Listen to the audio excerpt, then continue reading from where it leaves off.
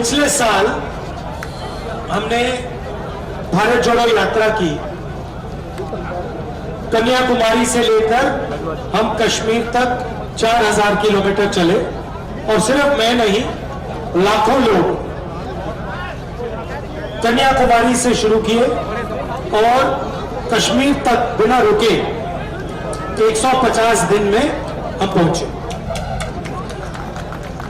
उस यात्रा का नाम भारत जोड़ो यात्रा था और उसमें हमारा लक्ष्य था कि जो नफरत फैलाई जा रही है, बीजेपी के लोग, आरएसएस के लोग एक धर्म को दूसरे धर्म से लड़ाते हैं, एक भाषा को दूसरी भाषा से लड़ाते हैं, एक स्टेट को दूसरे स्टेट से लड़ा देते हैं।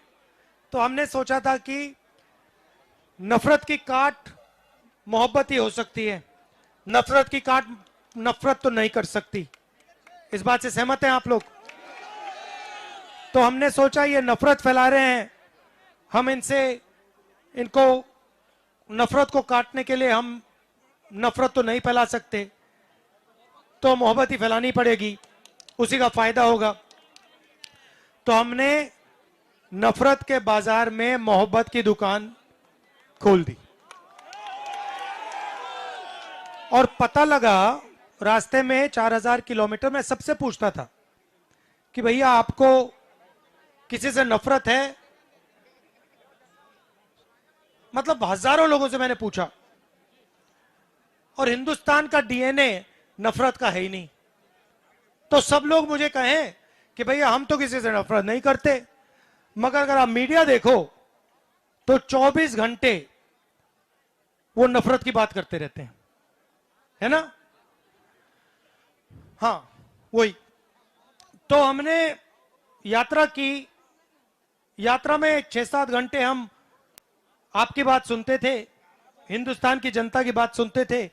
किसान आ जाते थे, मजदूर आ जाते, बच्चे आए, अलग अलग वर्ग के लोग आए, हिंदू, मुस्लिम, सिख, ईसाई, और हम 6-7 घंटे उनसे बात करते थे। अंत में ऐसा 15 मिनट का भाषण होता था। यात्रा में बहुत सारे लोग हमारे पास आए, उन्होंने कहा देखिए कन्याकुमारी से कश्मीर आप जा रहे हो, छत्तीसगढ़ का क्या होगा, झारखंड का क्या होगा, नॉर्थ ईस्ट का क्या होगा, उड़ीसा का क्या होगा, आपको एक दूसरी यात्रा करनी चाहिए, न्याय यात्रा मणिपुर से महाराष्ट्र। तो बात सही है, सही है ना? तो हमने कहा ठीक है, हम दूसरी कर देते हैं और इसमें हमने एक शब्द जोड़ दिया, भारत जोड़ो न्याय यात्रा। अब क्यों जोड़ा? क्योंकि पहली यात्रा में हमें पता लगा कि नफरत का कारण, हिंसा का कारण अन्याय है। इसीलिए हमने भारत जोड़ो न्याय यात्रा अपनी दूसरी यात्रा को नाम दे दिया। और अन्याय 5-6 अलग तरीके के हो रहे हैं। सबसे पहला आर्थिक अन्याय। यहां पे कोई छोटी दुकान चलाता है? कौन? आप आ जाओ।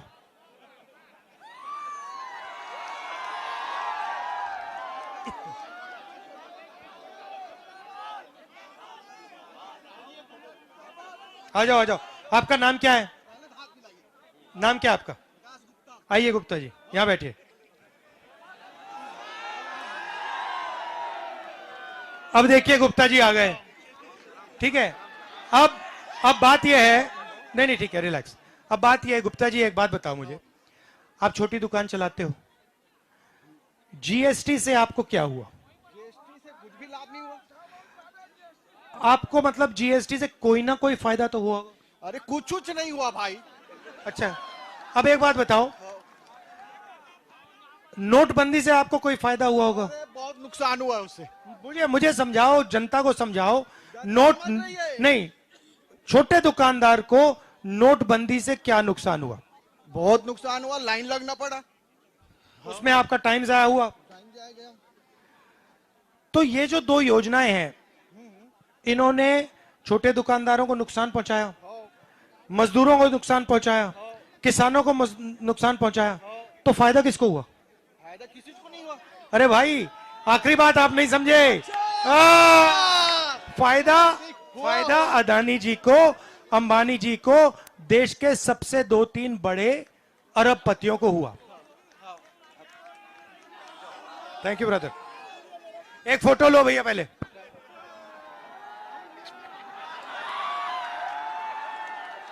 आज मोहब्बत की है, मोहब्बत की दुकान है, मोहब्बत की।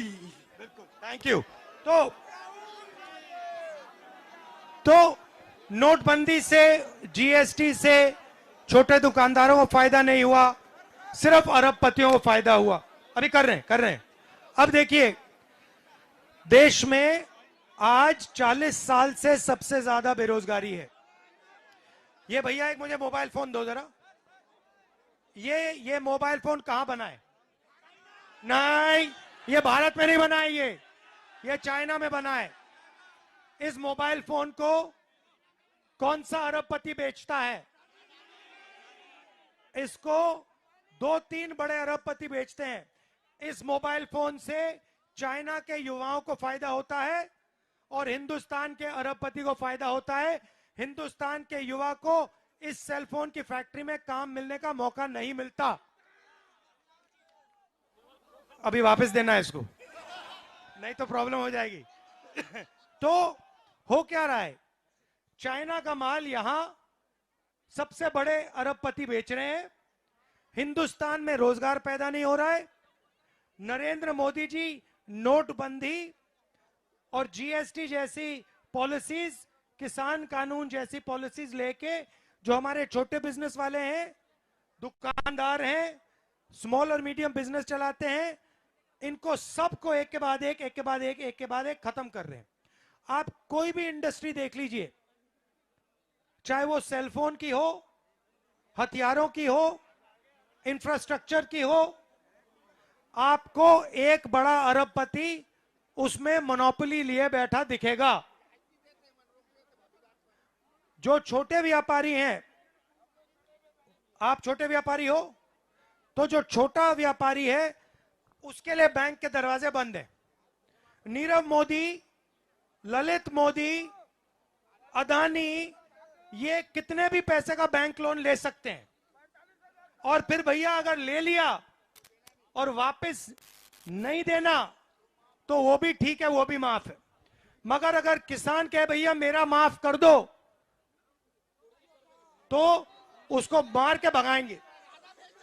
तो ये हुआ आर्थिक अन्याय, बेरोजगारी, महंगाई, जीएसटी, नोटबंदी।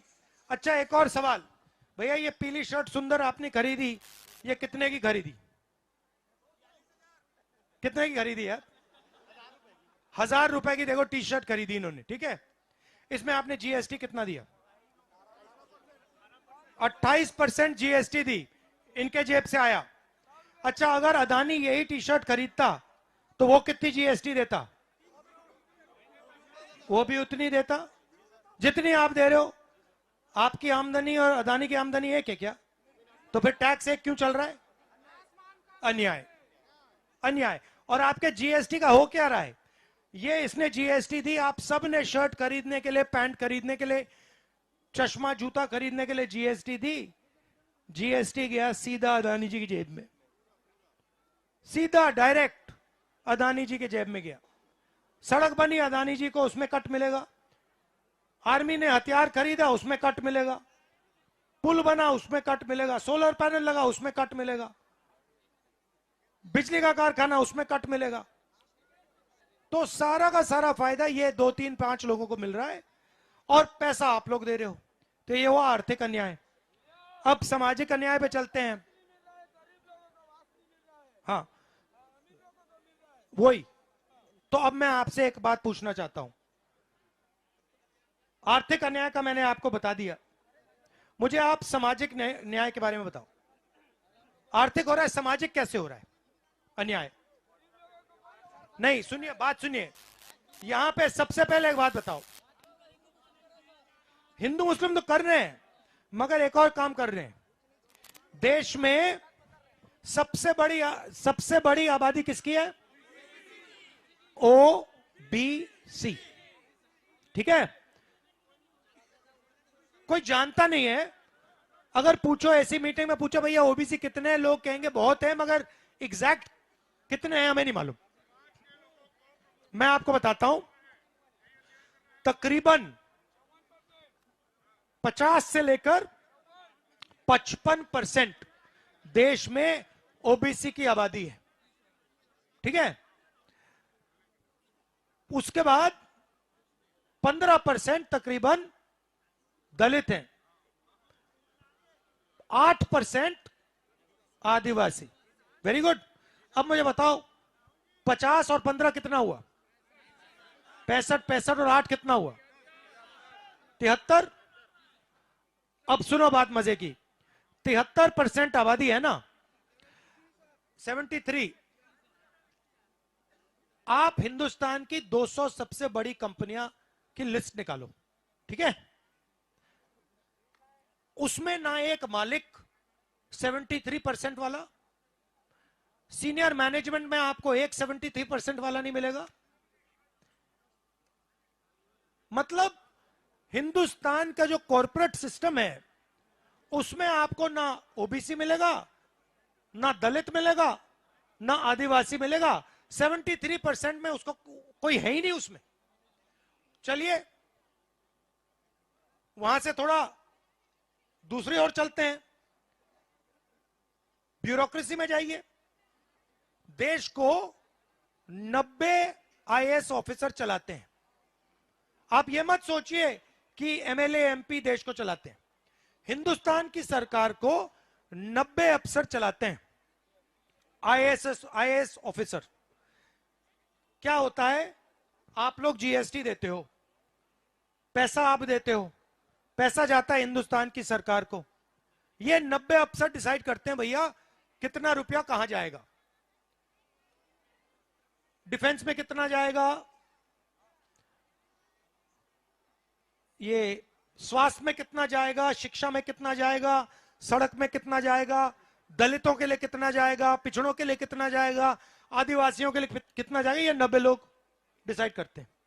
अब मुझे बता दो भैया 90 में से आपने बोला 50% आबादी ओबीसी, मुझे बता दो 90 में से ओबीसी कितने? 3। वो भी 2 हैं। और सुनिए, नहीं सुनिए सुनिए, 3। मगर वो मजेदार बात नहीं है।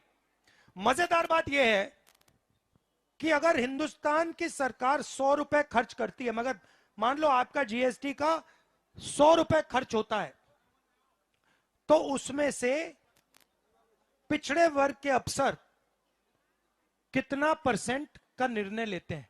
कितने रुपए का निर्णय लेते हैं बताओ? कुछ नहीं, 14%।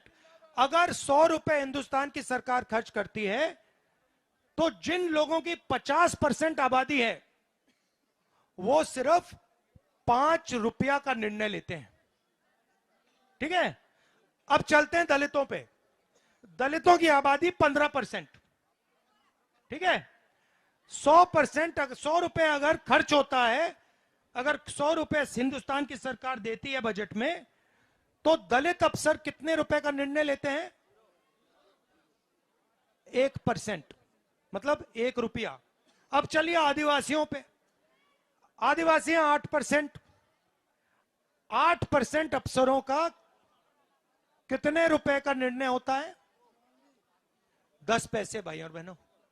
मतलब सबको मिलाकर 100 रुपए में से 6 रुपए 10 पैसे का निर्णय 73% लोगों के अफसर ले रहे हैं, ठीक है। अब मैंने आपको बता दिया कॉर्पोरेट इंडिया का, बता दिया। अब मैंने आपको ब्यूरोक्रेसी का बता दिया। अब चलिए प्राइवेट अस्पतालों को देखते हैं, जो आजकल सरकारी अस्पतालों को बंद किया जा रहा है और सारे के सारे प्राइवेट किए जा रहे हैं। मुझे बताओ हिंदुस्तान के प्राइवेट अस्पतालों के मालिकों में 73% के कितने लोग? एक भी नहीं। अच्छा चलो, उनके मैनेजमेंट में ओबीसी, दलित, आदिवासी के कितने लोग? एक भी नहीं। चलो ठीक है, छोड़ो प्राइवेट अस्पताल, छोड़ो, प्राइवेट यूनिवर्सिटी कॉलेज की बात करते हैं। पूरे देश में पूरे के पूरे कॉलेजेस यूनिवर्सिटी प्राइवेटाइज होने। मुझे बता दो, प्राइवेट यूनिवर्सिटी प्राइवेट कॉलेजेस के मालिक 73% में से कितने? Zero, zero. अच्छा ठीक है, उनके मैनेजमेंट में दलित आदिवासी पिछड़े कितने? जीरो। तो भैया, ना शिक्षा में आपके लोग, ना स्वास्थ्य में आपके लोग, ना जुडिशरी में आपके लोग, ना बिजनेस में आपके लोग, ना आईएएस में आपके लोग। तो आपके लोग हैं कहां? मैं बताता हूं। नहीं नहीं हैं, नहीं मैं बताता हूं, आप समझिए। आजकल एक नई चीज चली है, कॉन्ट्रैक्टर होता है ना, वो ठेकेदार, वो कॉन्ट्रैक्ट लेबर में लोगों को नौकरी देता है। मतलब उसको 2 मिनट में अगर उसने थोड़ा सा काम ठीक नहीं किया या बीमार हो गया, तुरंत 1 सेकंड में निकाल देंगे। अब आप एक काम करो, जो कॉन्ट्रैक्ट लेबर में मजदूरी करने हैं उनकी लिस्ट निकालो और उसमें देखो पिछड़े दलित आदिवासी कितने। मालूम है कितने? 100% भाइयों बहनों। आप लोगों का काम, पिछड़ों का, दलितों का, आदिवासियों का काम 100% कॉन्ट्रैक्ट लेबर में है। मगर देश को चलाने में, देश के स्वास्थ्य के सिस्टम में, देश की शिक्षा के सिस्टम में, कोर्ट्स में, सरकारी व्यवस्था में आपका कोई नहीं है भाइयों बहनों। मतलब जो पहले हुआ करता था, आजादी से पहले, कि जो हमारे पिछड़े लोग थे, दलित थे, आदिवासी थे, वो सिर्फ मजदूरी का काम करते थे, उधर ही नरेंद्र मोदी ले जा रहा है देश को। और भैया, जो मैंने आपसे आज बोला, ये आपने कभी मीडिया में देखा है? अच्छा तो मुझे बताओ, मैंने चेक किया है, हिंदुस्तान की सबसे बड़ी मीडिया कंपनी में, टीवी और अखबार की कंपनी में कितने आदिवासी, कितने दलित, कितने पिछड़े लोग? जीरो। एक नहीं है, एक नहीं है। ये मेरा प्रेस कॉन्फ्रेंस करते हैं, एक आपको ना पिछड़ा मिलेगा, ना दलित मिलेगा, ना आदिवासी मिलेगा। इसलिए आपकी बात टीवी पे, अखबारों में, मीडिया में नहीं आती। इसीलिए हमने भारत जोड़ो न्याय यात्रा की है। अच्छा, इसमें एक और बात है, इसमें एक और बात है, सुनिए, एक और बात सुनिए। आपको मैंने भैया ठहर जाओ भाई, आपको मैंने पिछड़ों की बात की, मैंने दलितों की बात की, मैंने आदिवासियों की बात की। मुझे बताओ, अंबानी अदानी की कंपनी में गरीब जनरल कास्ट के कितने लोग काम करते हैं? एक भी नहीं है। मुझे बताओ, हिंदुस्तान की सबसे बड़े अस्पतालों को कितने गरीब लोग चलाते, गरीब जनरल कास्ट के लोग कितने चलाते हैं? जीरो। मतलब हिंदुस्तान में 1% का राज चल रहा है और 99% लोगों को यहां कुछ नहीं मिल रहा। अब जब मैंने ये जाति जनगणना की बात की कि भैया देश को पता लगाना है कि इसमें कितने पिछड़े, कितने दलित, कितने आदिवासी, कितने गरीब जनरल कास्ट के लोग और किसका कितना धन है, जाति जनगणना मतलब पिछड़े लोगों की आबादी पता लगाई जाएगी और फिर पता लगाया जाएगा कि हिंदुस्तान के धन में इनके पास कितना है। आदिवासियों की लिस्ट निकाली जाएगी, पता लगाया जाएगा कि भैया हिंदुस्तान का धन इनके हाथों में कितना है। फिर जनरल कास्ट की लिस्ट निकाली जाएगी और उसमें कहा जाएगा भैया ये जनरल कास्ट के लोग हैं, ये हिंदुस्तान के गरीब जनरल कास्ट के लोग हैं और ये जो हैं अमीर जनरल कास्ट के लोग हैं। मतलब दूध का दूध, पानी का पानी हो जाएगा। मैडम, आपको कभी चोट लगी है? आप अस्पताल गई, जब आपको चोट लगी पहला काम डॉक्टर ने कहा एक्सरे कराओ, कहा था ना? ठीक है, तो हम कह रहे हैं कि समय आ गया है कि हिंदुस्तान का एक्सरे कराना है। जाति जनगणना हिंदुस्तान का एक्सरे है। इसमें सबको पता लग जाएगा कि भैया अदानी के पास कितना पैसा। आपका नाम क्या है? अदानी के पास कितना पैसा और मनदीप सिंह के पास कितना पैसा पता लग जाएगा। दूध का दूध पानी का पानी हो जाएगा। अब नरेंद्र मोदी ये नहीं चाहते। जैसे ही मैंने जाति जनगणना की बात की, नरेंद्र मोदी कहते हैं हिंदुस्तान में तो कोई जाति नहीं है, दो ही जात है, अमीर और गरीब। अच्छा भैया, अगर दो ही जात है तो आप ओबीसी कैसे बन गए? आप पहले हर भाषण में कहते थे मैं ओबीसी हूं, तो मैंने पता लगाया, मैंने कहा नरेंद्र मोदी जी ओबीसी हैं। तो ये जो पिछड़ों की मदद का काम है, दलितों की मदद का काम है, आदिवासियों की मदद का काम है, तो ये करवा क्यों नहीं रहा है? मैंने सोचा, मैं आपको बताता हूं क्यों नहीं करवा रहा है। क्योंकि नरेंद्र मोदी जी जब पैदा हुए थे तो उनकी जो जात थी वो ओबीसी थी नहीं। वो ओबीसी पैदा ही नहीं हुए। वो ओबीसी कब बने? जब गुजरात में बीजेपी सरकार ने उनकी जाति को ओबीसी वर्ग में शामिल किया। मोदी जी की जाति क्या है? गांची, गांची, मोट गांची, गुजरात में। ये ओबीसी जात नहीं थी। इसको 2000 में बीजेपी की सरकार ने ओबीसी बनाया। इसका मतलब हिंदुस्तान के प्रधानमंत्री जाति जनगणना इसलिए नहीं कर रहे हैं क्योंकि ओबीसी है ही नहीं। वो है ही नहीं। वो एक्चुअली कहते हैं ओबीसी उनको बैठाया गया है भाइयों और बहनों, उनको बैठाया गया है। वो ओबीसी नहीं है और वो ओबीसी का, पिछड़ों का, गरीबों का काम कभी नहीं कर सकते।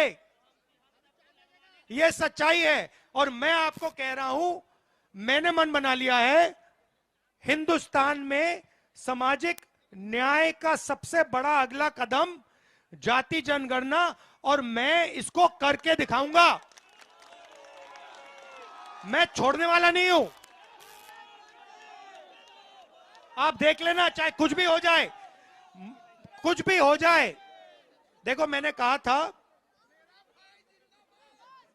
मैं आपको कह रहा हूं, कुछ भी हो जाए, हिंदुस्तान में सामाजिक न्याय का सबसे क्रांतिकारी कदम, जैसे यहां पे पहले आजादी मिली, क्रांतिकारी कदम, उसके बाद हरी क्रांति हुई, क्रांतिकारी कदम, उसके बाद सफेद क्रांति हुई, क्रांतिकारी कदम, उसके बाद बैंक नेशनलाइजेशन, प्रिवी पर्स हटाए गए, क्रांतिकारी कदम, उसके बाद लिबरलाइजेशन, क्रांतिकारी कदम। वैसे ही जाति जनगणना क्रांतिकारी कदम है। इसके बाद हिंदुस्तान की राजनीति हमेशा के लिए बदल जाएगी, क्योंकि पिछड़ों को पता लग जाएगा कि हमारी हिस्सेदारी कितनी है, दलितों को पता लग जाएगा हमारी हिस्सेदारी कितनी है, आदिवासियों को पता लग जाएगा हमारी हिस्सेदारी कितनी है, और गरीब जनरल कास्ट के लोगों को पता लग जाएगा हमारी हिस्सेदारी कितनी है। और ये जो अन्याय हो रहा है, उस दिन के बाद पूरे देश को पता लग जाएगा, भैया यहां पे 2% को सारा का सारा धन मिल रहा है। मैं यहां पे अपना खून पसीना दे रहा हूं, मैं छोटी दुकान चला रहा हूं, मैं मजदूरी कर रहा हूं, मैं खेती कर रहा हूं, मुझे यहां कुछ नहीं मिल रहा। यह साबित हो जाएगा बस। और उसके बाद देश की सच्चाई सबके सामने, बिल्कुल सामने क्लियर हो जाएगी। अब मोदी जी इसको रोकने की कोशिश कर रहे हैं, बीजेपी के लोग, आरएसएस के लोग इसको रोकने की कोशिश कर रहे हैं। 24 घंटा ये क्या कर रहे हैं आप समझो। जब किसी की जेब काटनी होती है, सबसे पहले क्या करते हैं? मैं दिखाता हूं आपको, आप ऊपर आ जाओ, आ जाओ। नहीं नहीं, ये है, आ जाओ, आ जाओ, आ जाओ, खड़े हो भाई, चलो। अब देखो भैया, ये आपके साथ, ओ ये तो बहुत हैवी है भैया, तोड़ दोगे जीप को। अच्छा देखो, नहीं नहीं, खड़े रहो, खड़े रहो, खड़े रहो भैया। अगर आपको, अगर कोई जेब कतरा है जो इसकी जेब काटना चाहता है, सबसे पहले वो क्या करेगा?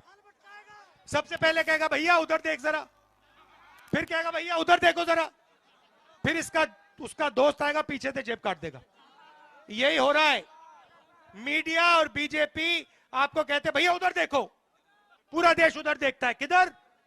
वो पाकिस्तान की ओर। फिर कहते भैया इधर देखो भैया, फिर आपको चाइना की ओर दिखाते हैं। फिर कहते भैया इधर देखो भैया ऐश्वर्या राय की ओर, फिर कहते भैया इधर देखो भैया, फिर कहते देखो इधर देखो भैया कोहली की ओर, क्रिकेट की ओर। ठीक है, तो जहां हर रोज ये आपको कभी इधर दिखाएंगे, कभी उधर दिखाएंगे, कभी कहेंगे भैया देखो नोटबंदी हो गई उधर देखो, जीएसटी हो गया इधर देखो, तो ये ध्यान भटकाते हैं। आपको अपना ध्यान एक जगह से नहीं हिलाना है। क्या जगह मैं बता देता हूं। हमें देश का कितना धन मिल रहा है, इससे आपका ध्यान नहीं उतरना चाहिए। आपको सुबह उठना चाहिए और आपको यह पूछना चाहिए इस देश में जो धन है उस धन का कितना भाग मुझे मिला। मैं किसान हूं तो मुझे कितना मिला, मैं छोटा व्यापारी हूं तो मुझे कितना मिला, मैं युवा हूं तो कितना मिला, मैं मजदूर हूं तो कितना मिला। यह सवाल आप रोज पूछते जाइए, यही सबसे बड़ा जरूरी सवाल है। बस वो पढ़ेंगे भैया, वो पढ़ेंगे। तो मैं आपको दिल से धन्यवाद करना चाहता हूं, आपने इतनी प्यार से मेरी बात सुनी। नफरत के बाजार में मोहब्बत की दुकान खोलनी है। जय हिंद। न्याय का हक मिलने तक।